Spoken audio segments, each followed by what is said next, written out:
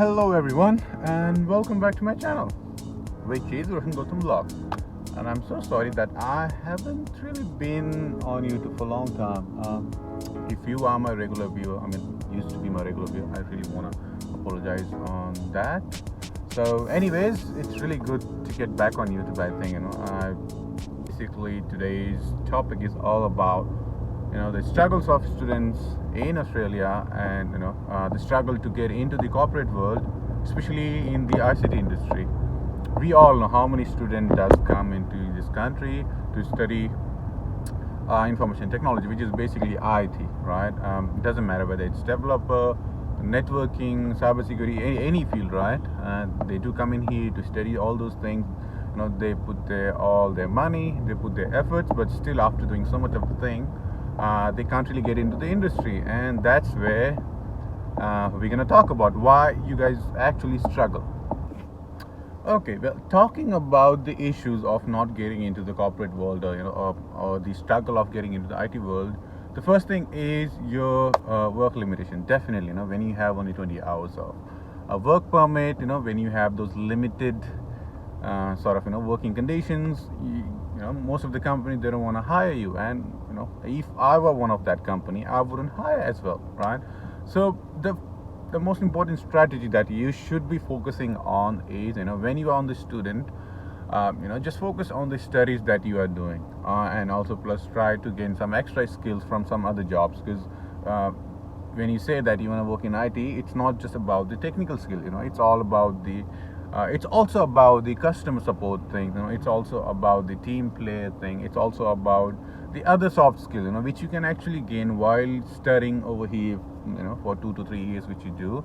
And once you complete your study, you do have the work right in your TR. So once you finish your study, you can actually apply for your temporary resident, which allows you to work for more than full time. So basically you can then actually start to apply for job, and people will actually consider it. If they considered me and my friends, why wouldn't they consider you? So that's important. So just focus on that. Try to understand your own situation. Okay, well, that's sorted, right? So don't worry when you are on the student visa. Okay, just focus on trying to create some technical and soft skill. Don't focus on getting a proper IT job. But once you are done with your study, you actually have the full working right, and then you should actually start applying for IT jobs. And yeah, the real struggle actually starts from there, because we all know we do not have any experience in the ICT industry, and every employer, they want someone with lots of experience. So how you can cover that?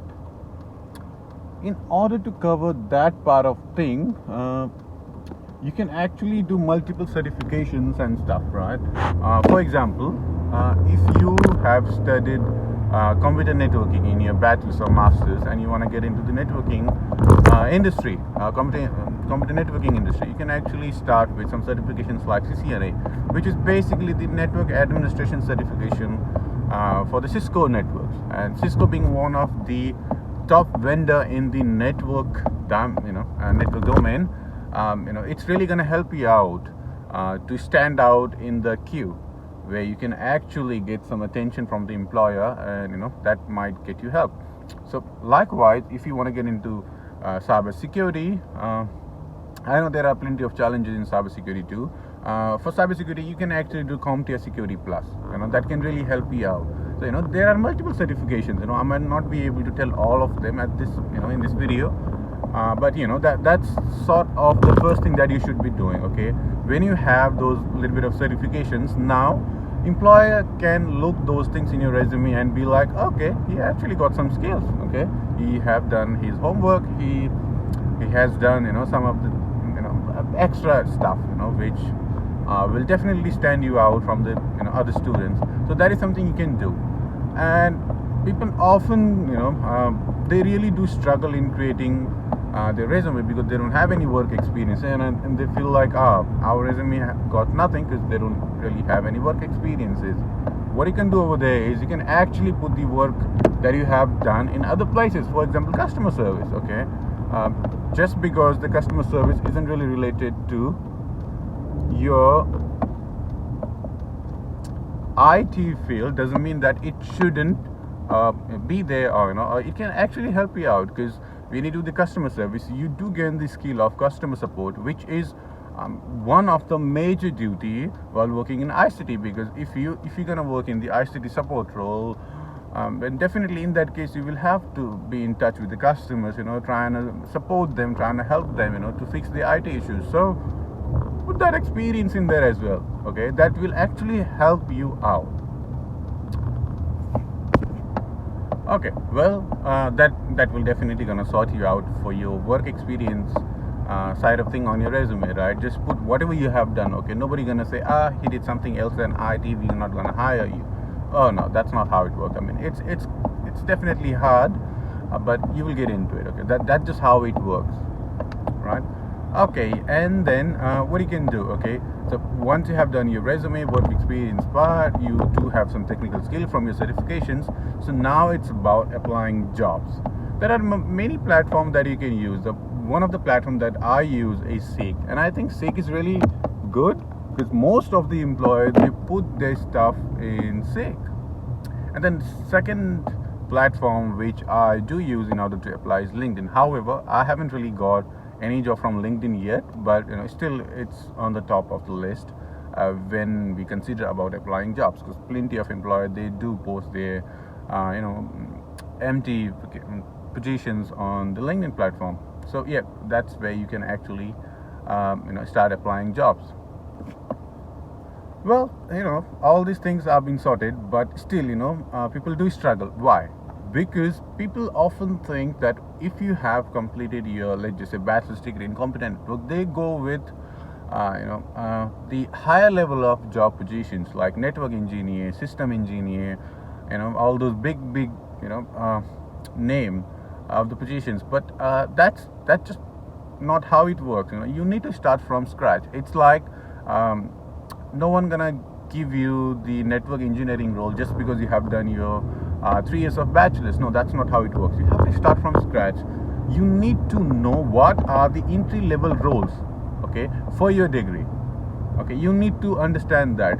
So if you have done any bachelor's degree in the computer science world, you can actually start with help desk, service desks, any network support roles, all those support roles or helping roles. I think that is sort of the entry level roles for any IT job, and that's where you can actually sort of start applying for. If you are from business analyst, start with junior business analyst. If you are the data analyst, you can start with data entry or junior data analyst. So try to know your next steps.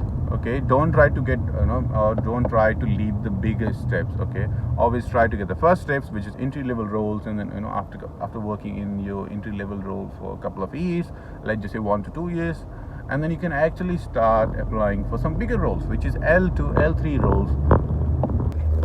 Well, after considering all this sort of stuff, the next part is the interview process. The interview process usually takes like almost 1 month. Okay, the phone round, and then the first HR round, and the technical round, and then the final round, which usually goes like 3 to 4 weeks for 3 to 4 round for one job interview. So don't panic. Okay, just be normal in your job interviews. They are not gonna grill you. They are not inviting you to barbecue you. They just want to know whether you are the perfect fit for the role. So when you go for the interview, just make sure you are genuine. Don't lie, and don't over exaggerate yourself, because that's quite important. Often people they lie in the interviews. They just try to bluff, and trust me, the interviewer, they know if you're bluffing. So never do that. Be genuine. Okay, be authentic. Just tell them what you know, what are your capabilities, what's your plan, what's your goal, what you can bring into the team. And I'm pretty sure they will definitely gonna like that kind of honesty.